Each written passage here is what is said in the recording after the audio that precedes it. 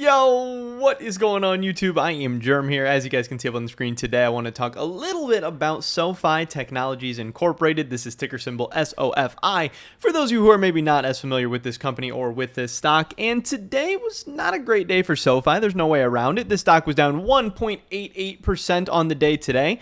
We started out pretty green. It looked like we might be, running into a good end to the week. It looked like we might be heading into the long weekend strong, but especially with some of these more volatile stocks, some of these more risky stocks, 3-day weekends, long weekends, whatever you want to call it, are not always going to be your best friend. I don't think that's necessarily why SOFI went down today, but I don't think that helped the whole situation.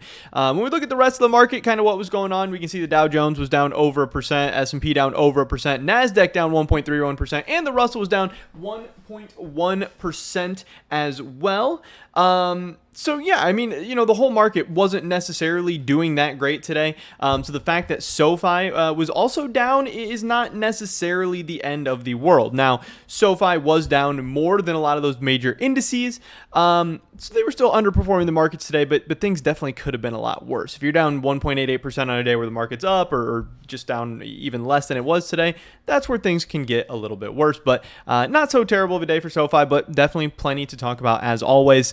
This from the SOFI stock subreddit, the fact that SOFI scored a 10 on the TipRanks Smart Score. Now, hey, this isn't the end-all, be-all of like stock picking or anything like that, but it's at least one, party out there that maybe thinks SOFI could be somewhat of a decent investment right now. Their analyst ratings are at a moderate buy. Their blogger opinions are at bullish. The hedge fund activity is increasing, but the insider activity is that they have sold a little bit, so maybe that's one thing to watch out for. But again, apparently that wasn't enough to push them off 10 out of 10 status, at least in the TipRanks opinions. Now, it could be a lot of different things going on for it. It could be a lot of the good catalysts and good news that have come out about SOFI really throughout all of 2022, because there has definitely been a ton of good news. There's maybe some things to be worried about going forward in the future as well, and a lot of macroeconomic things to be worried about going forward in the future.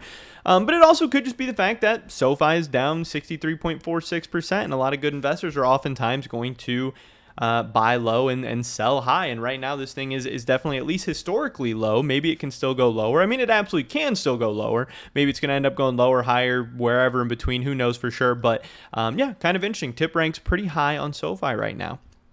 Also thought this was an interesting tweet that got shared onto the SOFI stock subreddit. Focus Notice Riley Smelly says, in the long run, who's going to delete SOFI and download 4 replacement apps? Now, that is kind of an interesting point. Obviously, SOFI is aiming to be that one-stop shop for all your financial service needs. And I do think this is a good point. One of the big advantages of SOFI, and many people have pointed this out, especially compared to a lot of other fintech stocks and some of these other financial companies out there, is that SOFI is going to be very, very sticky if and when they get you in, if and when they get you using 2, 3, 4, 5 plus of their services.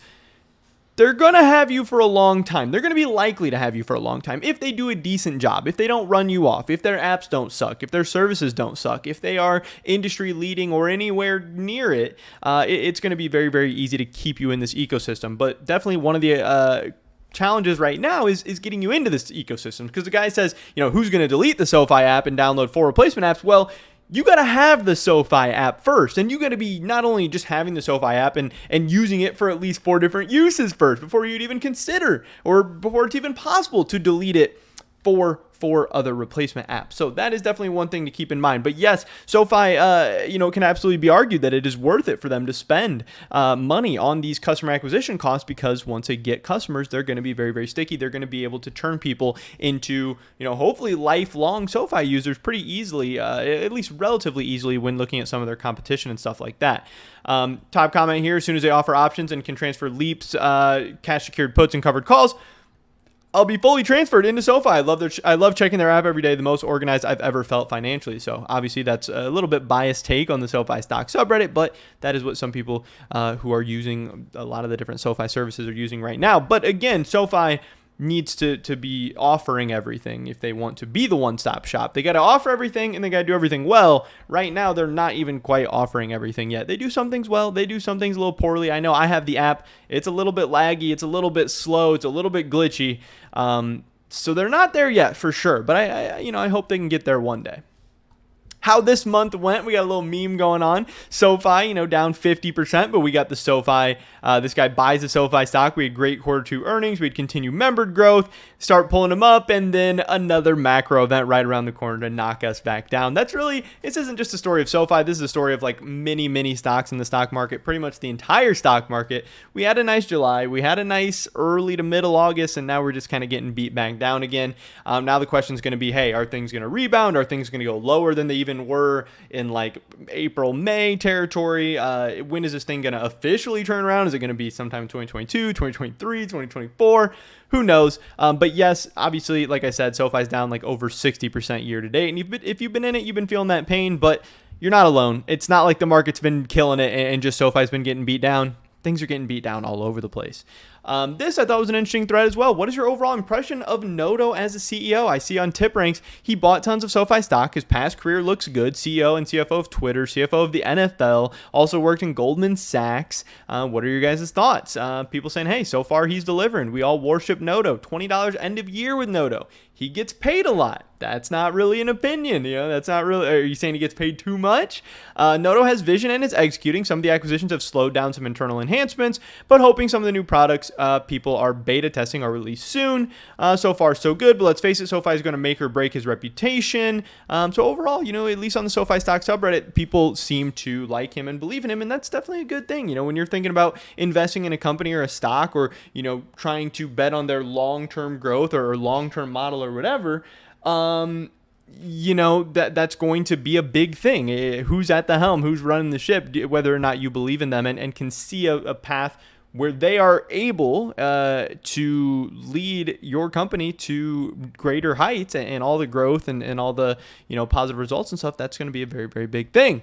I thought this was interesting as well. This guy saying, hey, you should sell SoFi, which it's not something you're going to see every day on the SoFi stock subreddit. But he's saying, I've seen a lot of people panic about the stock price, a bunch of bears, and the message is pretty clear. You should sell the stock if you don't believe in the company's goal and vision. Why are you wasting your time and effort spreading FUD in the live chats daily and commenting bear posts? And I think that's very, very interesting. I know sometimes people put money into something even though they don't truly understand it, don't truly believe in it.